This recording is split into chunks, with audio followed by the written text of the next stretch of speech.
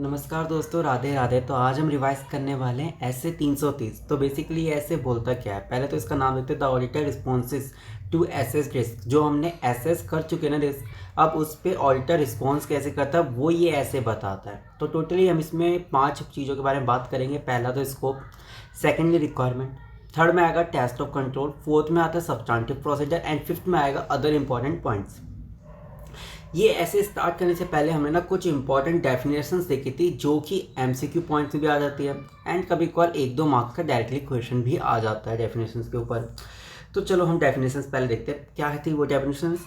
Substantive procedures क्या होते हैं एंड टेस्ट ऑफ कंट्रोल क्या होते हैं, ठीक है। तो हम पहले बात कर रहे थे सब्सटेंटिव प्रोसीजर्स की।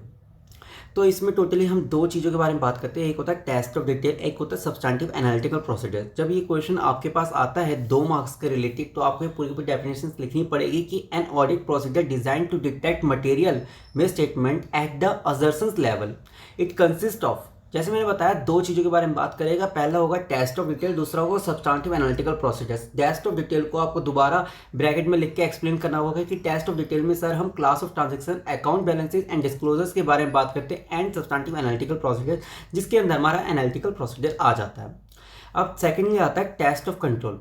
तो टेस्ट ऑफ कंट्रोल में हम क्या बोलते हैं कि एन ऑडिट प्रोसीजर, ये एक ऑडिट प्रोसीजर है जो कि डिजाइन है to evaluate operating effectiveness of control की इफेक्टिवनेस देखने के लिए डिजाइन किया in preventing to detecting and correcting material misstatement at assertions level. Detect करना, करेक्ट करना और प्रिवेंट करना material misstatement at assertions level. तो ये हो जाती है हमारी इंपॉर्टेंट डेफिनेशन खत्म। यहाँ पे अब आ जाते हैं स्कोप पे। एक रिक्वेस्ट है यार, कोई चैनल सब्सक्राइब करा प्लीज़, विनती है चैनल सब्सक्राइब कर लो प्लीज़। बहुत मेहनत कर रहे हैं, 120 वीडियो अपलोड कर चुके हैं एंड अभी तक 140 ही सब्सक्राइबर हैं बस। स्कोप, जैसा मैं हमेशा बताता हूँ, जैसा ऐसे का नाम वैसा ही scope. This SA deals with the auditor's responsibility to design and implement. क्या करना? टू डिजाइन करना एंड इम्प्लीमेंट करना रिस्पॉन्सेज सर किसको लेकर? To risk of material misstatement जो कि आइडेंटिफाइड एंड असेस्ड करिए by the auditor in accordance with SA 315।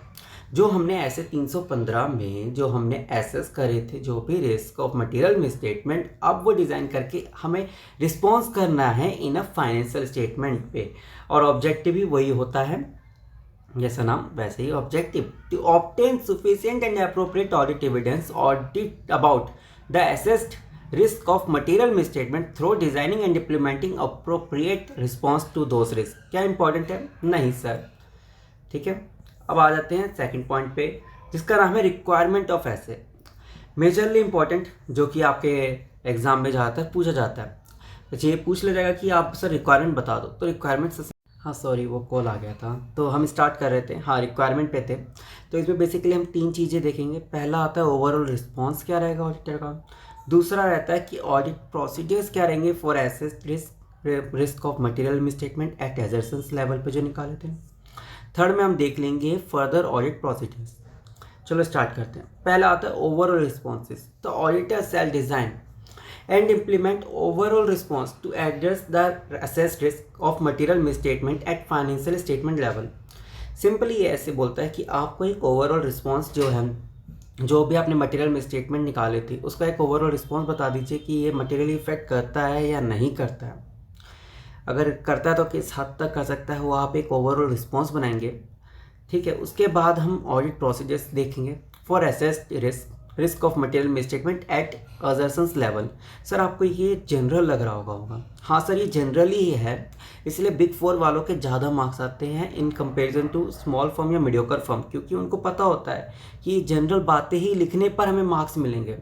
Sir आपको लग रहा होगा सर ओवरऑल रिस्पॉन्स था तो ऑडिटर ओवरऑल रिस्पॉन्स डिफाइन करेगा। सर इसमें लिखने वाली बात कहती है, लिखो जब भी मार्क्स मिलेंगे, कुछ भी ऑब्वियस मत मान के चलो। आपको लगता है कि सर ये रिपीटेड हो रहा है, रिपीटेड कई सारी चीज़ें ऑडिट में आपको लगेगा, लेकिन आपको लिखना पड़ेगा। अभी ये पॉइंट देख लीजिए, audit procedures for assess risk of material misstatement at assertion level. इसके अंदर है क्या? The auditor shall design and perform further audit procedure whose nature, timing and extent are based on our responses to the assess risk of material misstatement at assertion level. Auditor क्या करेगा? Further audit procedure करेगा किसके regarding? Nature, timing and extent के regarding, जो कि based होगा response करने के लिए, ताकि रिस्क ऑफ मटेरियल मिसस्टेटमेंट के बेसिस जो आपने निकाला था उसके accordingly nature, timing and extent देखेगा ऑडिटर, पर फर्दर ऑडिट प्रोसीड करेगा। अपनी लैंग्वेज में बना के थोड़ा बहुत लिख लो, नॉर्मल लग रहा है लेकिन हाँ है ही नॉर्मल सर, मैं कोई मना नहीं करता, और इसको ऐसे ही पढ़िएगा। In designing further audit procedure the auditor shall, जब आप फर्दर ऑडिट प्रोसीजर कर रहे हैं तो ऑडिटर क्या करेगा, कंसीडर करेगा reason for the assessment given to the risk of material misstatement at assertions level for each class of transaction, count balances and disclosure. Consider करेगा रीजंस किसके लिए, असेसमेंट जो भी हमें रिस्क ऑफ मटेरियल मिसस्टेटमेंट मिले थे, कोई भी क्लास ऑफ ट्रांजैक्शन से रिलेटेड या अकाउंट बैलेंसेस से रिलेटेड या डिस्क्लोजर से रिलेटेड, उन सबको कंसीडर करेगा। देन हम सेकंड में देख लेंगे ऑब्टेन मोर परसुएसिव एविडेंस। सर हमें परसुएसिव एविडेंस लेने होते हैं, हाँ जी सर वही बात इसमें लिखा हुआ है, obtain persuasive audit evidence because of higher assessment of risk. ज़्यादा हायर असेसमेंट रिस्क है तो ज़्यादा आपको परसुएसिव ऑडिट एविडेंस लेने पड़ेंगे फर्दर ऑडिट प्रोसीजर्स में। जनरल बातें हैं, लिखना जरूर, ठीक है। अगला आता है test of control, most important, ठीक है। तो जरा ध्यान से समझिएगा।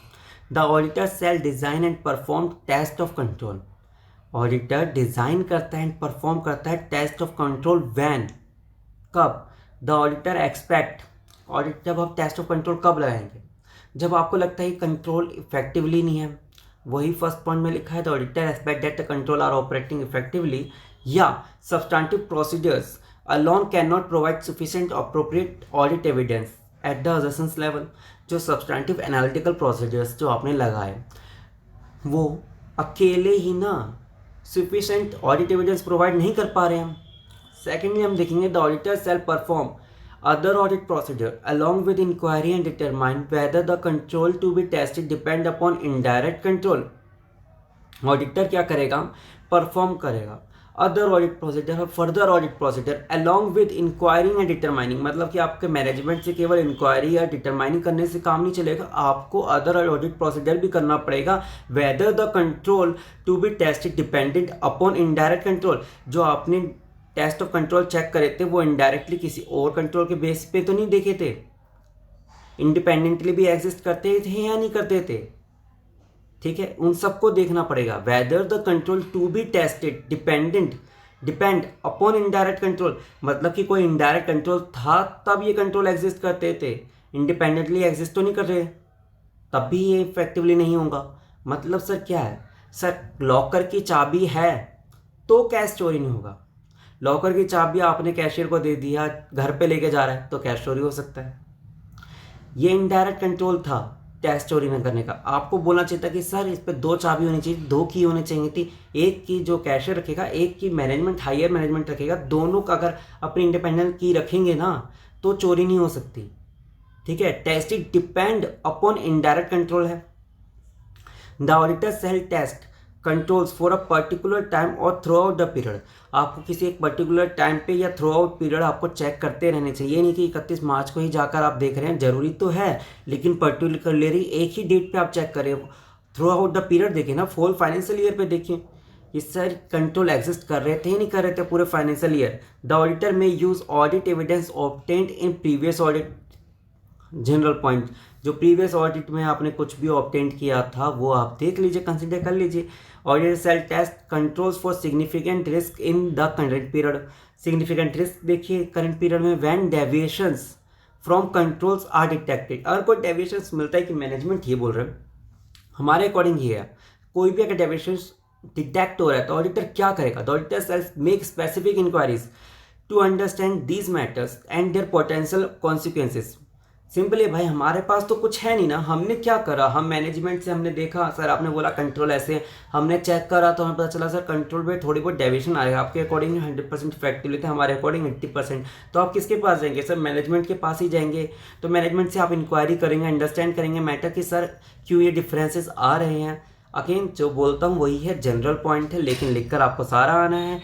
ए में हमने देखा कि हमारे जो कंट्रोल है जो इफेक्टिवली कंट्रोल में काम कर रहे हैं नहीं कर रहे, substantive and procedure alone can not provide sufficient evidence, ठीक है, ये सब आप इजीली लिख लीजिएगा। अगले आते सब्सटेंटिव प्रोसीजर पे, उसके बाद अदर पॉइंट और इस ऐसे को हम रफा दफा कर देंगे। अब ये ऐसे अपनी अंतिम सांसें लेते हुए, irrespective of the assess risk of material misstatement auditor shall perform substantive procedure आपने रिस्क ऑफ मटेरियल स्टेटमेंट में जो भी आपने पॉइंट करा रिस्पेक्टिव ऑफ द फैक्ट आपको सब्सटैंटिव ऑडिट एनालिटिकल प्रोसीजर तो लगानी ही चाहिए ना सर। रेशियो एनालिसिस वो सब आपको देखना तो होगा ना कि कोई ज़्यादा तो डेविएशन नहीं है, ठीक है। The auditor shall consider whether the external confirmation are to B